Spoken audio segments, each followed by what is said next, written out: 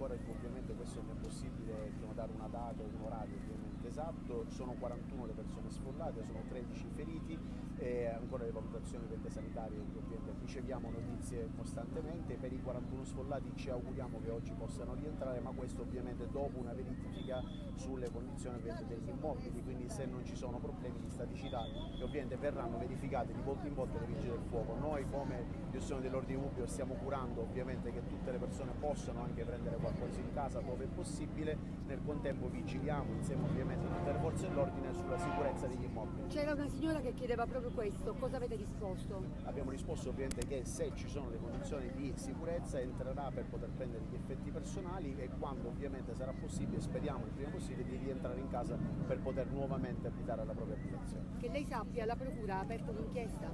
Sì, questo ovviamente è normale, ci sono delle attività in questo momento in corso di polizia giudiziaria perché ovviamente va valutato, ci sono delle responsabilità. Grazie.